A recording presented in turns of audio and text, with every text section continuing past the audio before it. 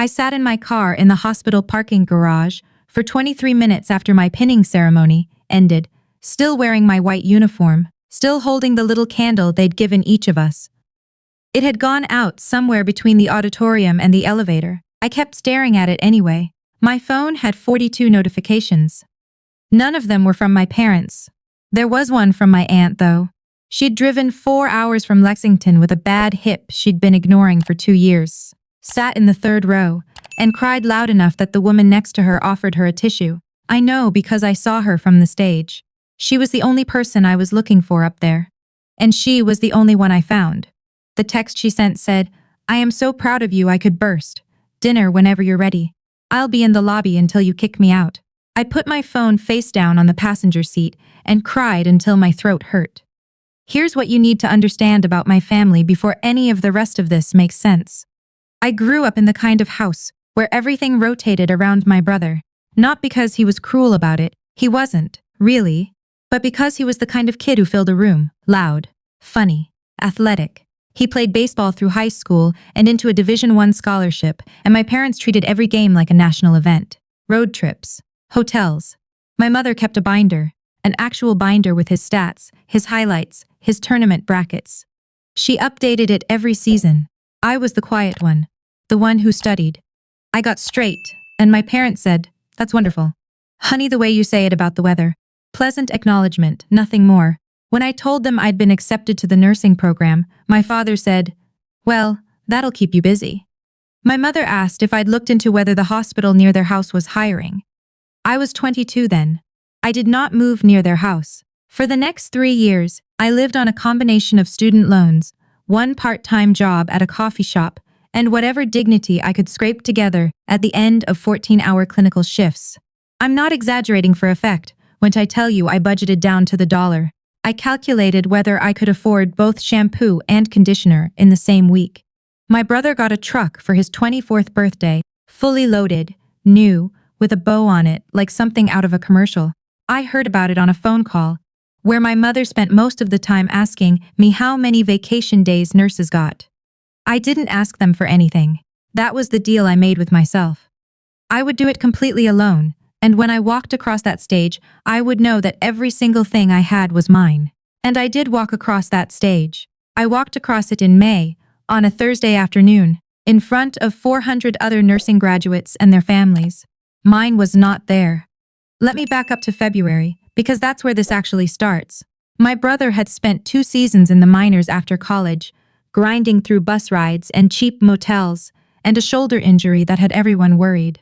By February of this year, he'd made it onto the practice roster of a AA affiliate in Tennessee, and he had a showcase game, not a championship, not the World Series, just a scout-attended showcase, scheduled for the second Saturday in May, the same day as my pinning ceremony. My mother called me in February to tell me. I remember the exact moment. I was eating leftover pasta standing over the sink because I'd worked a double and didn't have the energy to sit down. "I wanted to let you know in advance," she said, which I thought was considerate right up until the next sentence. "We're going to have to miss your ceremony. The showcase is the same weekend and your father already bought the tickets to Tennessee. You understand, right?" I didn't say anything for a moment.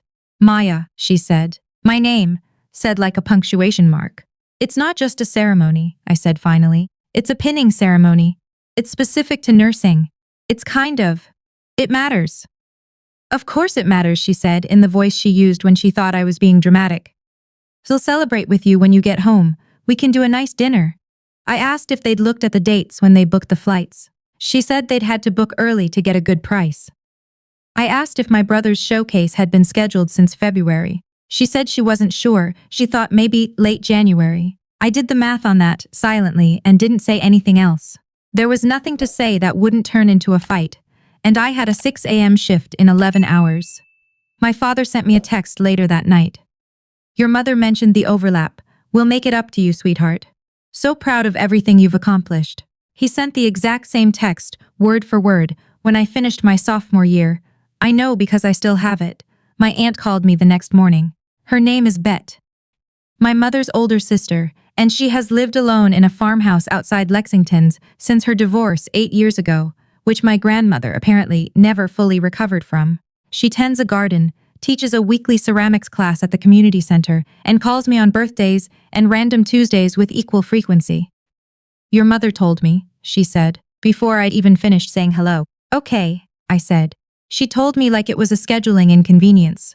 Like a dentist appointment got moved. Yeah, what day is the ceremony? I told her. I'll be there, she said, no hesitation. Like I'd asked her to pick up milk. It's 4 hours away, I said. I know where you live. I've driven it before. Your hip is fine when I take the right exit and stop in Richmond. Don't argue with me about my hip. I pressed my hand over my mouth so she wouldn't hear me trying not to cry. Okay, I said. Okay, she said. Now tell me where to park. The next 3 months were both the longest and shortest of my life. That's probably true of anyone's final semester. You're exhausted in a way that goes deeper than sleep, but you're also aware every day that it's almost over. I worked my shifts. I studied. I practiced my skills in the bathroom at midnight, talking to the mirror, running through assessments until they were automatic. I also applied for a position I hadn't told anyone about. My clinical coordinator had pulled me aside in March and asked if I'd considered critical care. I'd done a rotation in the ICU and apparently made enough of an impression that one of the attendings had mentioned me by name. My coordinator said there was an opening at a Level I trauma center in Portland, Oregon. I said I'd think about it. I thought about it for about 4 days before I applied. Portland was not near my parents. It was not near my brother's apartment. It was not near the town I'd grown up in, or the coffee shop where I'd worked for 3 years, or the apartment I'd shared with 2 other people to afford the rent. It was 2,800 miles away, and it had mountains and ocean, and a hospital with one of the best trauma units in the Pacific Northwest. I found out in April that I'd gotten it, a real offer. Not conditional, not pending, an offer with a start date and a salary I had to read 3 times. Because I kept thinking I was misreading it. I sat in my car, same parking garage, different day, and I held my phone and I felt something I didn't have a name for right away. It took me a little while to figure out it was relief. Not excitement, not fear, not even happiness exactly. Just this long exhaled relief, like I'd been holding my breath for 3 years, and someone had finally told me I was allowed to stop. I didn't tell my parents. Not yet. I'd been carrying it around alone for weeks by the time the ceremony came, this quiet thing I kept in my chest, and I wasn't ready to hand it over to their opinions. The morning of the ceremony, I woke up at 5:30 without an alarm. I showered. I pressed my uniform, which I had been putting off pressing for a week, and almost didn't do until I realized that was my anxiety talking and not a practical consideration. I pinned my hair back. I made coffee. I did not look at my phone until I was already dressed. There was a text from my mother. Thinking of you today. We're headed to the airport. Can't wait to hear how it goes. Love you. 3 exclamation points, an emoji. The way you text someone whose birthday you just remembered. There was a text from my brother. Hey, Mom said today's a big deal. Good luck, sis. There was a text from my aunt. It had come in at 4 in the morning. Already in the car. Beat the traffic. See you there. There is a scone in the passenger seat with your name on it, and I will not apologize for driving this early. I laughed out loud in my empty kitchen, alone, at 5:43 in the morning. Fully laughed, the kind that surprises you. Then I picked up my candle and my keys and I went. The ceremony was in the main auditorium. It held maybe 600 people, and by the time I walked in with the other graduates, it was full enough that I could hear the hum of it from backstage. I found myself scanning the crowd in a way I hadn't planned on, looking for my aunt's face, which I knew but couldn't quite locate yet in all that light and motion. I found her before my name was called. She was in the 3rd row on the left, wearing a blue blazer I recognized from holidays, and she was already crying, not quietly. In the way that people cry when they've decided that being moved is more important than being dignified, which is one of my favorite things about her.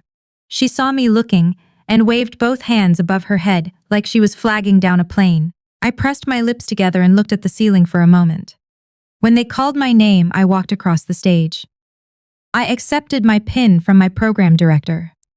I shook her hand and she leaned in and said something quietly that I didn't fully hear, but I think it was congratulations, and it felt like it meant it. I walked back to my seat. My aunt was on her feet.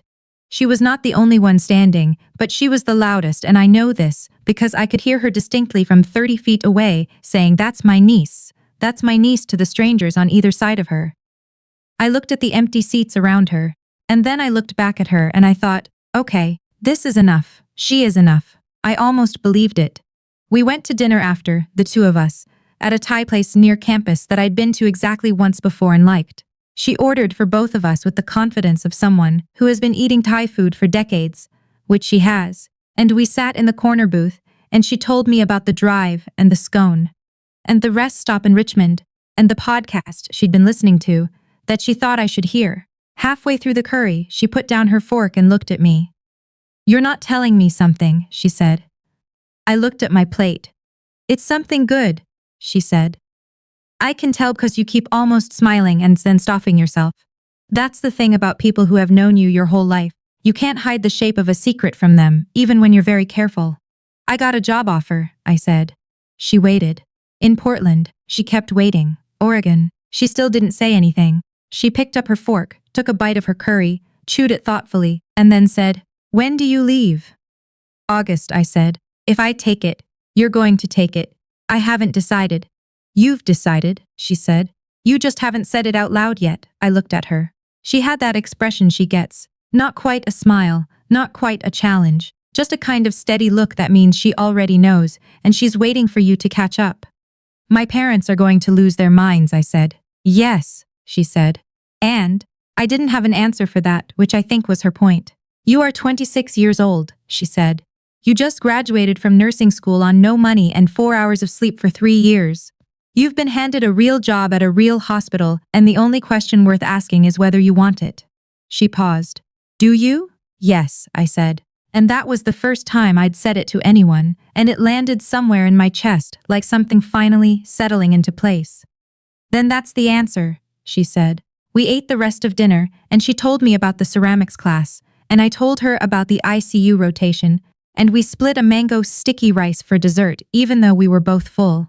She paid before I could object, and when I opened my mouth to argue, she held up one finger and said, "Absolutely not. This is my graduation dinner, and I will pay for it." I let her pay. In the parking lot, she pulled me into a hug that lasted longer than most hugs. "She smells like lavender and cedar, my aunt," and I stood there holding on to her in the dark and thought about how there are people in your life who show up and people who don't, and sometimes the categories don't fall where you expected them to. "Call me when you tell them," she said into my hair. "I will," I said. "And call me when you get to Portland." "I will." She held me out at arm's length and looked at me. "I'm so proud of you," she said. "I have always been so proud of you." I drove home and cried again, but differently this time. I called my parents the following Sunday, both of them, on speakerphone, which is how we do the family calls that are meant to feel significant. My father answered, and I heard my mother in the background, saying she'd be right there, and there was the familiar sound of their kitchen, the coffee maker, the particular creak of the cabinet over the sink. I told them about the job. There was a pause. Then my father said, "Portland?" "Oregon," I said. "Yes. That's quite a distance," he said. "I know. What about the hospitals here?" my mother said. She'd picked up another phone. "There are good hospitals here. Your cousin works at St. Anthony's." I could ask her who to talk to. "I don't want to work at St. Anthony's," I said. "I want this job." "It just seems very sudden," my mother said. "I've been working toward critical care for 2 years," I said. "It's not sudden." "It's sudden to us," she said, which was a different thing, and we both knew it. My father asked about the salary and I told him, and there was a silence that might have been surprise, and then he said, "Well, yes, that's good." He said it like he needed a moment to recalculate something. My mother asked about my lease. I told her it ended in July. She asked about my furniture. I told her I was leaving most of it. She asked what I would do for a church. I told her I'd figure it out. Then she said, "I just don't understand why you need to be so far away from your family." And I thought about sitting alone in that auditorium in a white uniform, holding an unlit candle, looking out at the third row. I thought about 42 notifications and none of them from either of the two people who had been in the delivery room when I came into the world. I thought about my aunt in her car at 4 in the morning with a scone and a podcast. I said, "I'm going to go, Mom. I'll call you next week. We should talk more about this," she said. "We can, next week." I got off the phone and sat very still for a minute. Then I opened my laptop and formally accepted the offer. My brother called me 2 days later. I almost didn't pick up, which I'm not proud of, but I did. "Hey," he said, Mom's upset. I know, I said. She says you're moving to Oregon. I am. He was quiet for a moment. That's far. Is it a good job? It's a really good job. Another pause. My brother has never been comfortable in silences. He fills them with sound almost reflexively, always has, and I could hear him working up to something. Finally, he said, I'm sorry I missed your ceremony. It was so unexpected that I didn't respond right away. The showcase wasn't even. I don't know if the scouts were actually paying attention to me specifically. He said, I know it mattered to you and I wasn't there. I should have told Mom and Dad to go without me. I leaned my head back against the couch cushions. It's okay, I said, because that's what you say. It's not, he said, and there was something genuine in it that I hadn't expected. It's really not. You've been grinding for 3 years and we were wherever we were and you did the whole thing alone. I didn't say anything. I was looking at the ceiling. I hope it's everything you want, he said. Portland. I hope it's really good. Thank you, I said. And if I ever make it to actual AAA ball, I expect you to drive from Oregon to wherever the game is. That pulled a half law out of me. You drive 2,800 miles to my ceremony and I'll go to your game. Deal, he said. I don't know if he meant it. But it was more than I expected, and sometimes that counts for something. I drove to Lexington 2 weeks before I moved. I didn't tell my aunt I was coming. I just showed up on a Saturday morning, with coffee from the place she likes, and a box of pastries, and I knocked on her farmhouse door, and she answered it in overalls with clay on her hands, and looked at me for a second, before she stepped aside and said, Come in, come in. I just have to rinse my hands. We spent the afternoon in her garden. She showed me what had come up and what hadn't, and I held things and handed her tools and mostly just talked. I told her about the apartment I'd found in Portland, small on the 3rd floor, with a window that faced west. I told her about the unit I'd be working in, what the orientation schedule looked like, what I was nervous about. She listened the way she always does, which is fully, the way some people never learn to do. At one point she stopped what she was doing and looked at me across the row of tomato cages and said, You know this is the right thing. I know, I said. Even when it's hard. Even then. She nodded, like something was settled, and went back to what she was doing. When I left, she walked me to my car and she hugged me for a long time again. And when she let go, she pressed something into my hand. It was a small ceramic piece, a disc. Really, smooth and uneven in the way handmade things are, glazed a deep blue. She'd painted something small on the back, a compass rose. For the new place, she said. I held it in both hands. When did you make this? A while ago, she said. Been waiting for the right time to give it. I put it in the cup holder of my car and drove 3 hours home with it, sitting there, catching the light every time I turned. I left on a Thursday in August. I packed my car the night before, systematically, the way I've learned to do everything. Methodically, so there's no room for hesitation. My apartment looked strange when I walked back through it one last time, smaller than I remembered somehow, like it had been returning to its original size while I wasn't looking. My parents texted that morning. My mother, safe travels. Let us know when you arrive. My father, drive safe, proud of you. The same way you text someone whose birthday you just remembered. My brother, Godspeed. Don't die on the highway, text me when you get there. That one I actually liked. My aunt called at 7:30 before I'd even had coffee. Are you in the car? She asked. Not yet, I said. Soon. Okay, call me from the road if you get tired. Promise me. I promise. And call me when you get there. I will. And she stopped. I heard her breathe. You know what? Never mind. I was going to give you advice, but you don't need it. You know what you're doing. I don't, actually, I said. I have no idea what I'm doing. Yes, you do, she said. That's the whole point. Go. I got in the car. The ceramic disc was still in the cup holder, the compass rose catching the morning light. I put the car in reverse and backed out of the parking spot I'd been parking in for 3 years, and I pointed myself west, and I drove. I drove through mountains I'd only ever seen in photographs. I drove past the kinds of skies that make you pull over just to look. Even when you're in a hurry, even when you've given yourself a strict schedule. I stopped somewhere in Idaho and sat on the hood of my car, in the parking lot of a gas station, eating a granola bar, looking at a horizon I didn't recognize, and I felt something I'd been waiting a long time to feel. I felt like myself, completely, quietly, uninterruptedly myself. Not the daughter who wasn't enough. Not the sister who disappeared into the margins. Not the student who spent 3 years making herself smaller to fit into spaces that were never quite shaped right for her. Just me, on a highway, going somewhere I chose. My phone lit up in my lap, a text from my aunt. Thinking about you. Keep going. I picked it up and typed back, I am. Then I got off the hood of my car, threw away the granola bar wrapper, and got back in. The compass rose caught the light again when I pulled out of the lot. I kept going.